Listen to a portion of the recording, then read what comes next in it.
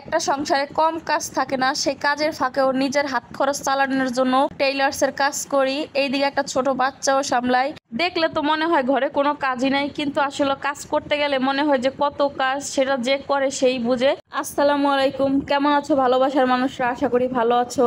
আলহামদুলিল্লাহ, আমরাও ভালো আছি। তা আমার ভিডিওটা কে কোন জায়গা থেকে দেখতেছো অবশ্যই কমেন্ট করে জানাবে। তা আজকে সকালবেলা ঘুম থেকে ওইটা কোনো কাজ না করে আগে যে সেলাই মেশিনে বসে গেছি।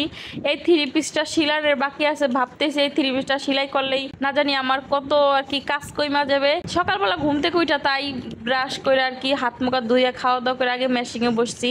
তো থ্রি পিসটা সিলান হয়ে গেছে মতো 10:30টার দিকে বাজারে গেছিলাম। এই বছরের মতো কোনো বছরই আমি এত আমের আচার বানাই নাই। আমার বোনের জন্য 7 কেজি আমের আচার বানায় রাখছি, আর এইদিকে আমাদের জন্য 5 কেজি বানাইছি। কিন্তু 5 কেজি আমের আচার বানাইলে কি হয়েছে, আচার বানানোর পরে একটু হয়ে যায়, তাই আমের আচার শেষ হয়ে গেছে। আমি যেহেতু বাসায় থাকি সবসময় দেখা যায় খাওয়া হয়, আর আমি টক খাইতে খুব ভালোবাসি, এর জন্য ভাবলাম আরও 5 কেজি আমের আচার বানাই। কিন্তু এর আগে একদিন বাজারে যাই ভালো আম পাই নাই, তাই আজকে আবার বাজারে গেছিলাম যে যাই হাঁটতে হাঁটতে, যেহেতু এখন কাজ কম, আর এখন যদি পাকা আম উঠা যায় কাঁচা আমের দামও বাইরে যাবে, পাওয়াও যাবে না। তাই আমি এইদিকে বাজার থেকে এই যে 5 কেজি কাঁচা আম আনছি। আর আমগুলো দেখেন কি সুন্দর চেহারা। আমার তো আম দেখা পুরা পরানটা ভইরা গেছে, কিন্তু আমগুলা বেশি একটা টক না, মিষ্টি আছে আমগুলা। তাই আচার বানাইতে গেলে দেখা যায় চিনি একটু কম লাগবে। তাই 2 ঘন্টা বইরা বসে থেকে আমগুলো আমি সুন্দর করে ছিলে নিছি। সেই সাথে দেখা যায় আমি তরকারি মার্কি কাটাকাটি করে নিছি।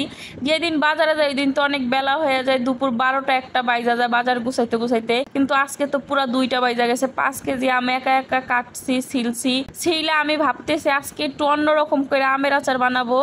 অনেক ধরনের আমের আচার খাইছি, এবার একটু ভিন্ন রকমের আমের আচার বানাবো। তা আমি এখানে আগে ফ্রিজ থেকে মাছ নামাই এই যে সবজি কাইটা কুইটা এই যে চুলায় আগে ভাজি বসাই দিছি। আর আজকে মাছ রান্না করব, ভাবছিলাম যে তেলাপিয়া মাছ ভুনা করব, কিন্তু তেলাপিয়া মাছ ভুনা করতে যায় ভাবতেছি যে না, খালি ভুনা মাছ খাওয়া যাবে না। তার জন্য আমি একটা শসা, একটা আলু, একটা কাঁচকলা নিছি। আর এদিকে আমি শুধুমাত্র 5 পিস মাছ নিছি।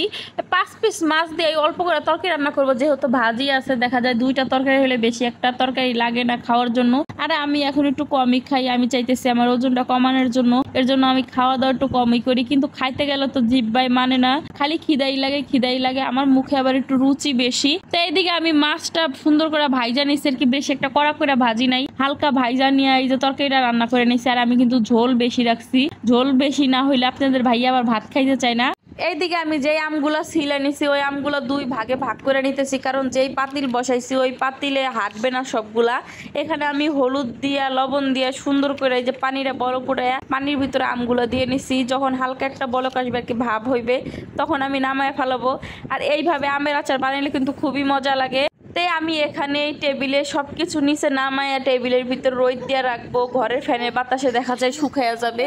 প্রতিদিনই বাহিরে বৃষ্টি আসে, তাই বৃষ্টির ভিতরে দিলে আম ভিজা যাবে, এর জন্য আমি ভাবতেছি এখানেই শুকাবো। আর এই আমগুলো শুকাইতে অনেক সময় লাগে, 4 দিন লাগে না 5 দিন লাগে জানি না। এই যে দিনের বেলা ফ্যান ছেড়ে রাখবো, যতক্ষণ ফ্যান ছেড়া থাকবে ততক্ষণ আমের দিকে থাকবে। তারপরে দেখা যায় আমি কিছু দিয়ে ঢাইকা রাখা দিব পাতলা কোনো কাপড় দিয়া। আর এই আমগুলা শুকানোর পর অল্প একটু হয়ে যাবে। এই আমগুলো আমি মুখে দিয়ে দেখছি একটুকু টক লাগে না, অনেক মিষ্টি। আমার মনে হয় আমের আচার বানানোর পরে এই আমের আচারটা বেশি খাইতে মজা হবে। আমগুলা পুরা কসকসা ছিল। তাই সকাল 7টা থেকে যে কাজ করতেছি, এখন এই যে বিকাল 5টা বাজে গেছে, এখনো কাজ করার তালেই আছি। আজকে একটু কাজের চাপ বেশি ছিল, তাই নিজের সংসারের কাজ নিজেরই করা লাগবে, যেহেতু করার মানুষ নাই, একা একা আমারই করা লাগবে। তাই যাই হোক, আজকের ভিডিও এই পর্যন্তই। সবাই ভালো থাকবেন, দেখা হবে, কথা হবে নতুন একটা ভিডিওতে। ভিডিও যদি ভালো লাগে অবশ্যই একটা লাইক কমেন্ট করে পাশে থাকবেন, পেজটা ফলো দিয়ে। আল্লাহ হাফিজ।